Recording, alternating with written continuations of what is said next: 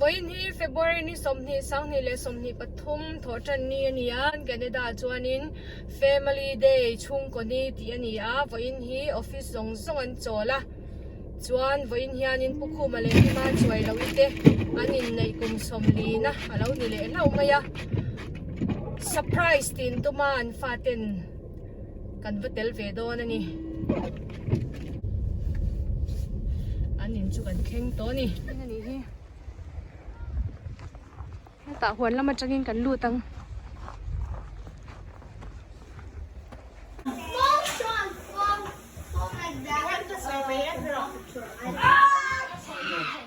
mít tê cắn hụp sặc đôn em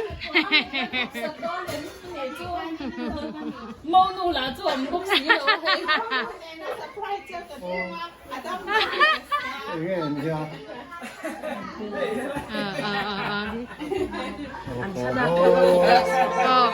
nè ôi ha mẫu thăng là tụi con chưa vàng anh nhỉ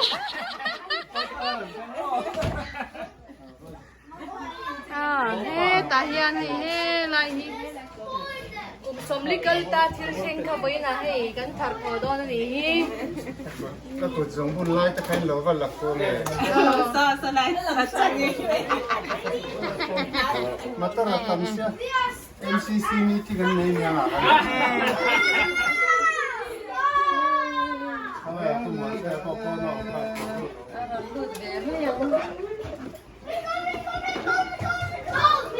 hi mau nu ken tur par nya ala ready che ala wani ya mau lam tang hi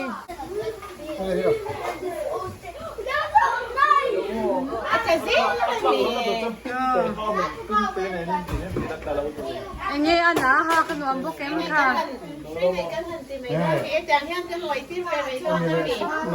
mau nei tu hot ta kan ni lukhum nen lukhum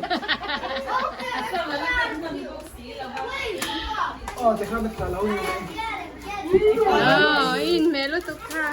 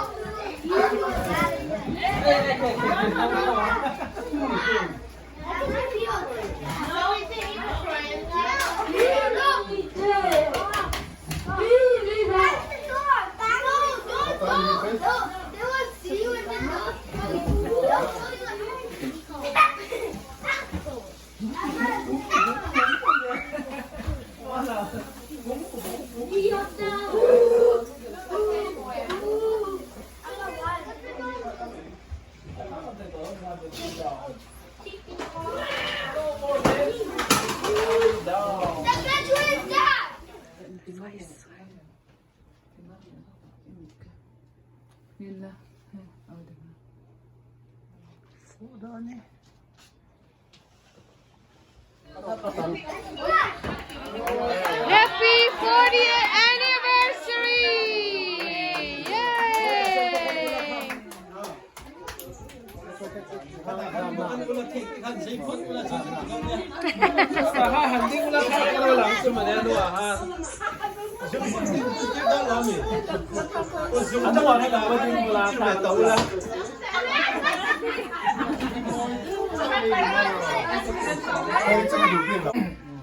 Nang ipani khala nei la to lo bek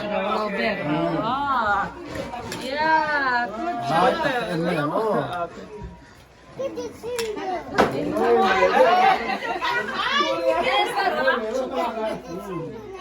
Ezra đâu kéo chị rồi nằng khá nè không thấy gì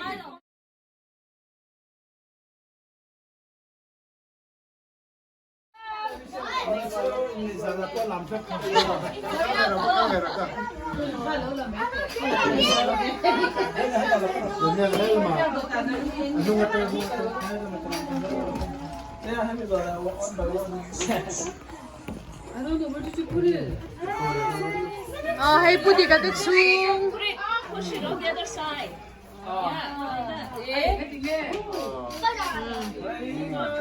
Kulang nun puya at the chung, nen, tan lai.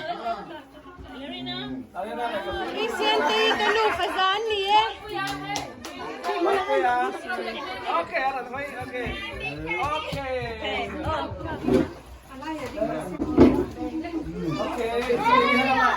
Hello, Maya. Tuna hian an chung kwa.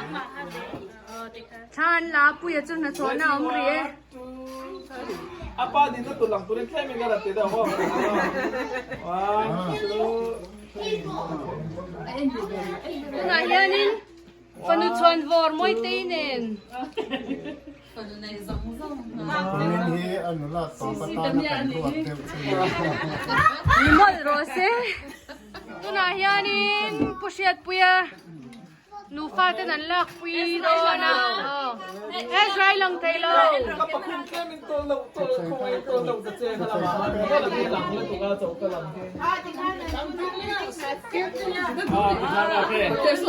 Okay, ready? Ezra, nole.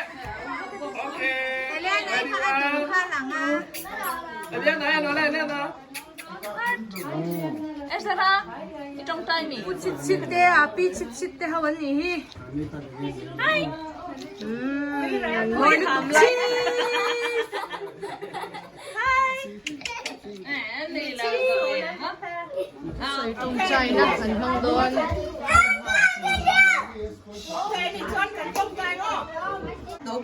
Tàu pa kanu kapa kem tiểu tung sông đằng man chupa nông việc sông man đùng đâm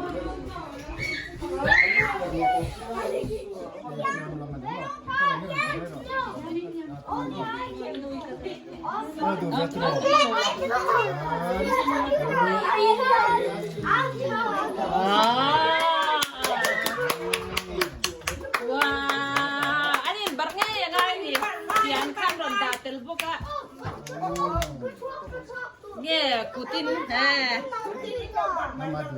Kutin barci so ka fa ang vekha harasat mel kat mai. And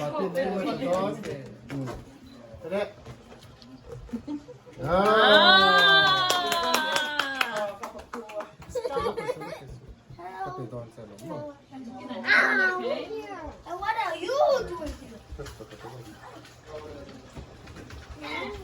So that's why I'm exactly here.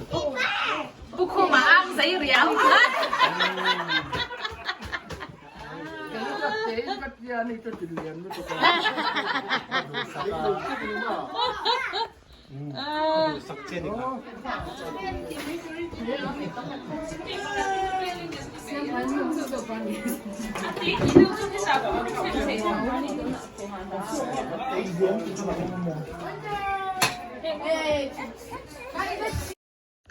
Sang ni somni pakhat khan pukhu male pimai ten COVID-19 sian dong ve hlova pukhu ma phei chu ni khoshelavin rei tak damdo ina amutte hatul hial sang ni somni pathuma an inneih champha voi somli na an mangdun thei hi thilung takin kan lawmpui hle Pathian in taksa rilru le tharau mal somna vorze rose. Happy Mother's Day 2021.